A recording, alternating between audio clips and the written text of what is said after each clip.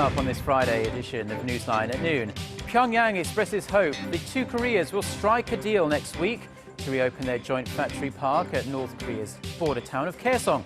The question is if Pyongyang will meet Seoul's demand for safeguards against any unilateral shutdown in the future. Opposition lawmakers vow to block the government's push to revamp Korea's tax system, aimed at generating more money to improve welfare benefits. The opposition says the plan will only punish the middle class and small business owners. Plus signalling its determination to change the constitution. Japan's Abe administration appoints an advocate for redefining the constitution as a legal advisor to the cabinet. These stories and more on Newsline at noon.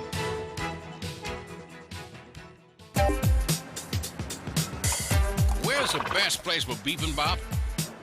Les Jeux Olympiques d'hiver se dérouleront-ils à Pyeongchang? هل أنتم حقاً سابع أكبر مصدر في العالم؟ この歌手は誰ですか？你好，最近哪部电视剧的人气最旺？ Korea is attracting interest from around the world. The more you know, the more you want to know. Dynamic Korea.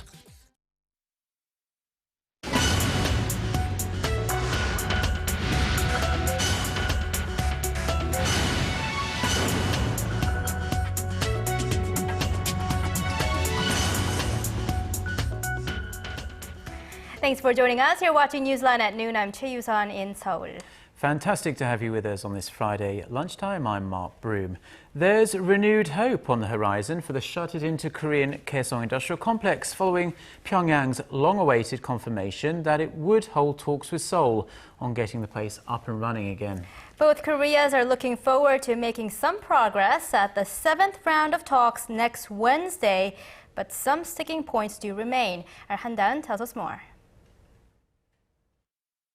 The long, exhausting wait is over. The Gaeseong talks are back on.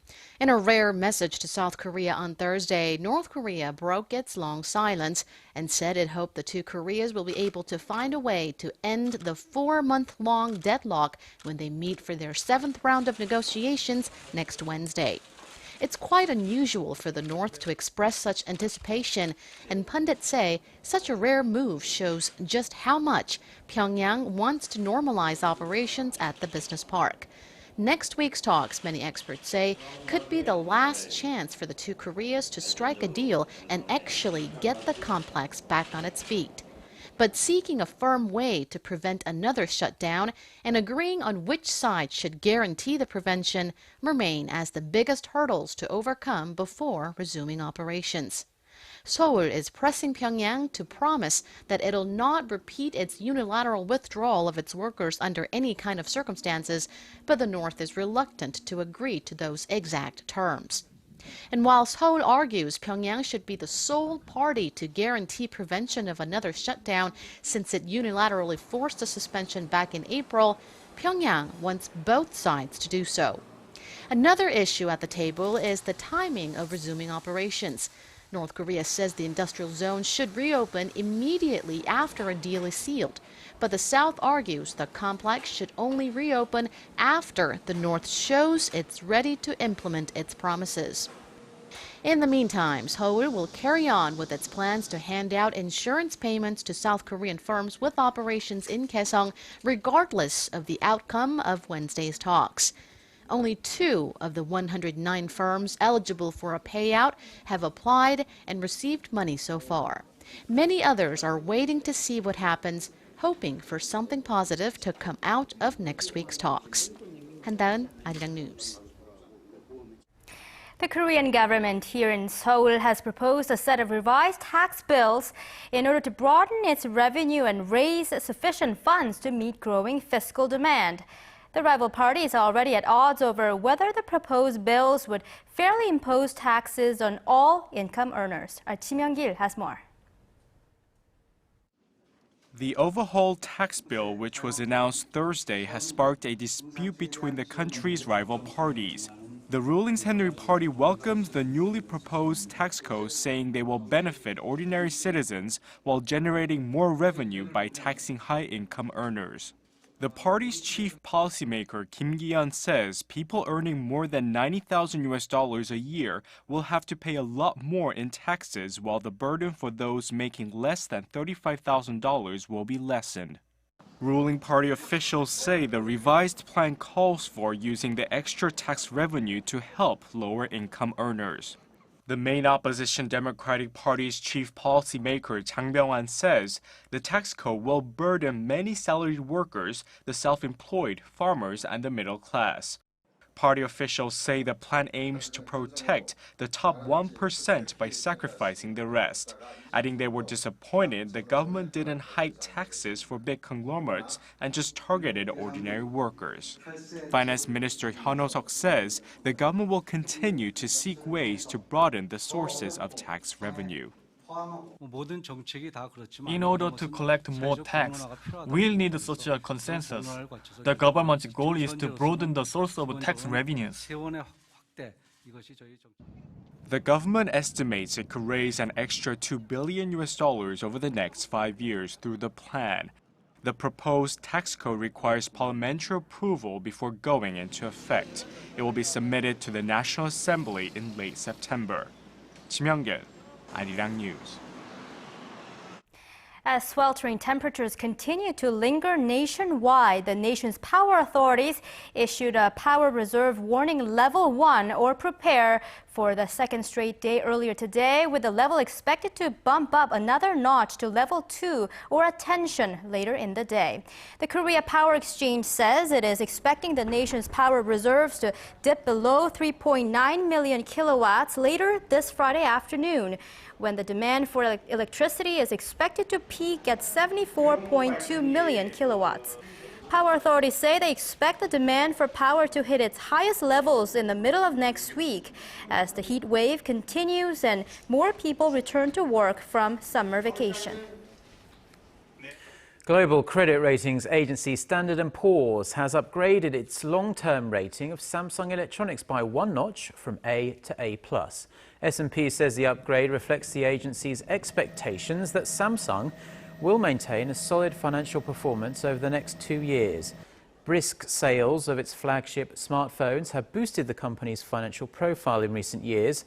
Samsung's global share of the smartphone market jumped from 8% in 2010 to around 33% in the first half of this year, thanks to the company's popular line of Galaxy smartphones. And Korea's LG Electronics is looking to challenge the dominance of Samsung and Apple in the global smartphone market with its latest device, the G2. Our Connie Lee has more. Samsung and Apple better watch their backs, as one of the biggest electronics brands in the world, LG, is looking to knock them off their perch with its latest smartphone. Ladies and gentlemen, introducing the LG G2. Hundreds of tech fans, journalists, and mobile industry insiders gathered in New York on Wednesday to watch LG unveil its newest flagship smartphone, the G2. The new device, which was released in Korea a day later, features some innovative design features. For a start, it has buttons for volume control and picture taking on the back of the phone. Double tap. It also debuts a knock-knock feature where the screen can be turned on and off by tapping on it twice. I would say today it shows that they're really innovating to the next level, and Apple and Samsung are going to have their work cut out for them to make sure that they're bringing a product that's going to meet these levels.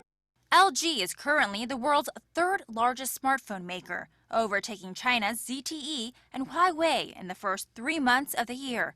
However, it still trails far behind the market's biggest players, Samsung Electronics and Apple. Our share in smartphones was 5.3%, but we are hoping to increase this number. The G2 will retail for around $900 and will be released globally by the end of October. Connie Lee, Arirang News. Japanese Prime Minister Shinzo Abe is moving to carry out his conservative agenda, which includes revising the country's pacifist constitution to strengthen its military. This is just one of the recent developments in Japan that could raise tensions in Northeast Asia. Our Yurian tells us more. The Japanese government has appointed Japan's ambassador to France, Ichiro Komatsu, as Director General of the country's Cabinet Legislation Bureau. Komatsu's appointment on Thursday is seen as a move by Prime Minister Shinzo Abe's administration to challenge the interpretation of the Constitution. Komatsu is an advocate of revising the understanding of the Constitution, more specifically to lift the nation's ban on its right to collective defense. Put simply, he wants to allow Japan to come to defense of its allies if they come under attack, even if Japan has not been the target of the attack. The move is of grave concern to Japan's neighbors such as Korea and China, which don't want to see a more militaristic Japan. Japan's neighbors are also growing anxious about the approaching anniversary of Japan's surrender in World War II on August 15th, as members of Abe's cabinet say they haven't ruled out the possibility of visiting the controversial Yasukuni Shrine. Two ministers, Yoshitaka Shindo and Tomomi Inada, told reporters on Thursday that they will make their decision later. Inada said that citizens of a sovereign state should be allowed to pay their respects to those that sacrificed their lives for their country. Visits to the Yasukuni Shrine have long been a source of friction between Tokyo and its neighbors, as it honors Japan's war dead, including 14 Class A war criminals. Yurian, Arirang News. Japan has lodged a formal protest with China after 4 Chinese ships spent over 24 hours in waters near a group of disputed islands in the East China Sea. Japan's Chief Cabinet Secretary Yoshihide Suga told a news conference on Thursday that Japan had summoned an envoy from the Chinese embassy and demanded the ships leave immediately. The ships withdrew around noon on Thursday, according to the Japanese Coast Guard. Relations between the two countries have been strained by the long-running dispute over the islands known as the Senkaku in Japan and the Diaoyu in China, and escalated last year when the Japanese government purchased 3 of the 5 islands from a private owner.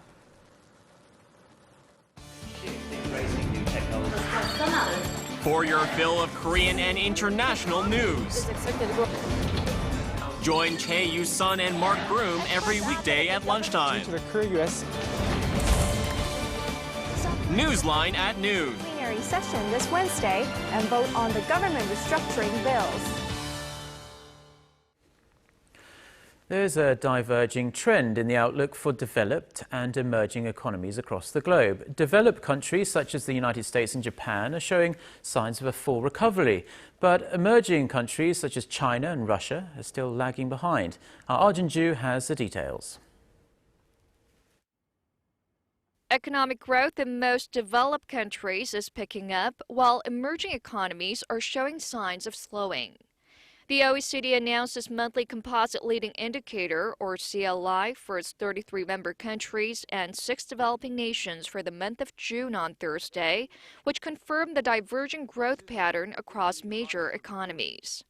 The CLI provides an economic outlook for 6 months from now based on economic data such as industrial activity, GDP, and capital flows. A reading above 100 indicates economic expansion, and a reading below 100 means that the economy will slow.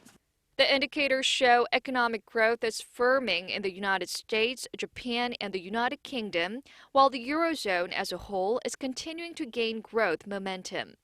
But it's a different story for large emerging economies. The indicators point to slowing economic momentum for China, Brazil, and Russia, while India, whose CLI reflects a greatly fluctuating economy, is tentatively showing signs of a positive change in its growth outlook.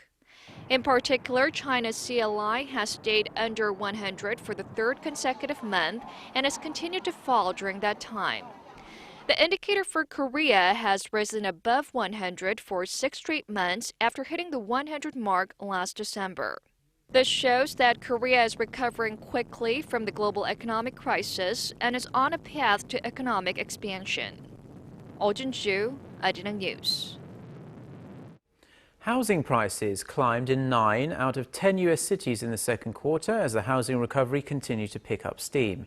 The National Association of Realtors says values are increasing as home buyers, encouraged by improving employment, fight it out for a tight supply of properties. The average price for an existing home was slightly over $203,000 in the second quarter, up 12% from a year earlier, and the biggest gain since the fourth quarter of 2005. On the back of bumper second quarter profits, the country's largest mortgage finance firm, Fannie Mae, says it will make a $10.2 billion dividend payment to the US government next month for the rescue aid it received at the height of the global financial crisis. 3 U.S. drone strikes in Yemen have killed at least 14 suspected al-Qaeda militants, bringing the number of people killed by drones in a 2-week period to over 30. These latest attacks come just a day after Yemeni authorities said they had foiled a major al-Qaeda plot to blow up oil and gas export facilities and capture 2 of the country's main ports. The U.S. has been stepping up the number of drone strikes in Yemen over the past month. Earlier this week, the U.S. and Britain evacuated embassy staff and ordered citizens to leave Yemen because of fears of attacks against U.S. and Western interests in the country. Moving on to the ongoing peace talks in the Middle East, Israel and Palestine will continue their negotiations next Wednesday in Jerusalem. And according to the U.S. State Department, the talks will be followed by another round in the West Bank. These talks follow the first round of negotiations in Washington late last month, a meeting described by U.S. Secretary of State John Kerry as a very special moment that saw Palestinian leaders break the traditional fast for Ramadan. This second round, however, comes as Israel approved the construction of more than 800 homes in Jewish settlements on occupied West Bank land, a region where the Palestinians seek statehood. Israel's move is expected to complicate the peace talks. Countries in Northeast Asia are experiencing their hottest summer in decades. People are having to cope with temperatures soaring to nearly 40 degrees Celsius and record high humidity levels. Kim Min-ji has the details. A record-breaking heat wave continues to bake Northeast Asia, and according to weathercasters, it's likely to continue for some time. Koreans suffered another suffocating day on Thursday as temperatures climbed above 33 degrees Celsius nationwide, and humidity levels also rose to record levels. The southern part of the country saw mercury levels rise to nearly 40 degrees Celsius, which resulted in the death of 2 people from heat stroke. Meanwhile, temperatures in China have also hovered over 40 degrees Celsius in some parts of the country this week, the highest levels on record since data collection began in 1951. The commercial city of Shanghai saw its daily high soar to 40.6 degrees on Wednesday, which left 10 people dead of heat-related illnesses. The city has issued a heat alert, and the high temperatures will likely continue over the weekend. In neighboring Japan, people have been suffering from sweltering temperatures for a month that have resulted in the deaths of 16 people this week alone. The Japanese media report that more than 1,000 people a day have been rushed to hospitals for heat stroke, while at least 85 people have died since May. Mercury levels have topped 39 degrees Celsius in Japan for the last few weeks. Over in Taiwan, the capital saw its temperatures reach a record high 39.9 degrees Celsius, the highest reading in 117 years. The extreme weather conditions in Asia are attributed to strong subtropical pressure from the sea. Weather authorities say the high temperatures will likely continue until the middle of August. They advise people to avoid outdoor activity and stay hydrated. Kim Min-ji, Arirang News. Homelessness is a widespread social problem that affects every country in the world, but a unique annual sporting event aims to bring hope and change to individuals who have first-hand experience in the hardships of poverty. The Homeless World Cup will be hosted in Poland this year, and Korea's team is preparing to showcase their skills on the global stage. Our Paulie shows us more. Ji Young-hyun has been living on the streets of Seoul for more than 5 years, fighting to survive the harsh realities of homelessness. But today, he's practicing as part of the national futsal team that will head to Europe this weekend to represent Korea in this year's Homeless World Cup. The international sports competition boasts some 250,000 players worldwide from the richest and poorest nations. Ji says his participation has helped him overcome challenges and that he looks forward to a better tomorrow. Before I started playing futsal, I used to be the kind of person that blamed others and held negative views 99% of the time. But now I've put an end to the negativity and started to think positively. Since then, things have gotten better day by day and I feel more at peace with myself. Mel Young, the founder of the Homeless World Cup, says the most important aspect of the event is the psychological change within individuals. The supportive atmosphere not only promotes fitness, but also encourages personal development. It instills a sense of pride to work for a greater cause, and eventually helps players find a way out of poverty. The players and I have fought very hard to build our confidence, but just getting to this point is quite something. Even if there's little fight left in our bodies, we need to push on. It's because of these small victories we've learned that we now have the will to keep fighting. The 11th Homeless World Cup will kick off August 10th in Poznan, Poland, under the slogan, "A ball can change the world." Organizers hope the event will help rebuild lives and allow players to break the cycle of homelessness toward a better and more hopeful future. Paul Yi, Arirang News.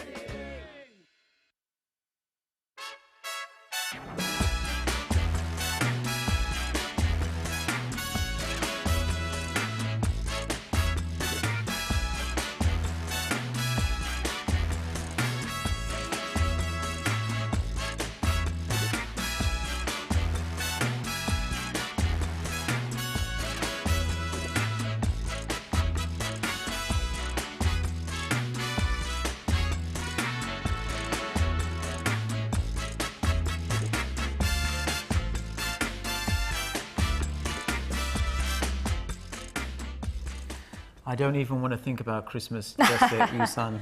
They say Christmas gets earlier and earlier every year, and I suppose mid-August is about as early as it can get, I'd say, wouldn't you? I agree.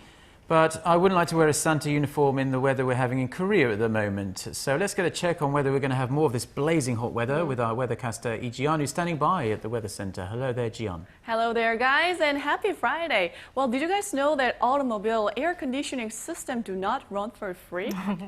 Well, yes, of course. Nothing comes for free. You have to use your gasoline, of course, when you use the aircon. But it's impossible not to use your aircon when driving around in a car these days. Yesterday, in fact, had record-breaking temperature of well over 32 degrees Celsius. Which felt more like it was reaching 40. Yeah. It was extremely hot, and you know, for health reasons, I'd rather pay a little bit more for gas than drive inside an oven. Yeah. I agree, and they also say that you shouldn't turn the air conditioner on as soon as you get in the car. Well, first open the windows for a few minutes and then turn it on. And it looks like the scorching heat will continue today. Now, in a heat like this, you also need to be careful of heat stroke. More than 400 people have visited local hospitals for heat-related illness over the last couple of months. So if you're feeling ill due to the heat, do not hesitate to turn the air conditioner on either in your car or at home. Now, luckily, Seoul and the surrounding area should get some relief from the heat today thanks to the morning precipitation that we had. Well, now it has completely let up in the capital and the heat wave advisory has been lifted in Seoul. However, a heat wave warning remains in effect down south. Now, where there will be nothing but sunshine all day long down in south. Now, tomorrow we're expecting scattered showers in Seoul, Incheon, and Gyeonggi provinces throughout the day, but the blistering heat will continue to bake the nations through the weekend. Now, today we'll continue to be under the influence of high-pressure system from the North Pacific, and that's been giving us these damp and muggy conditions. So with that, let's take a closer look at today's readings. Now, the capital will hike up to 31 degrees Celsius, that's 88 degrees in Fahrenheit, and Daegu will continue to bake under excessive heat today at 37, and Busan will get up to 33. Now let's see how other regions are looking. It looks like Jeju and Daejeon will climb up to 35, while Dokdo and Mount Kumgang will top out at 33 and 34. Now that's all for Korea, and here's the global forecast for viewers around the world.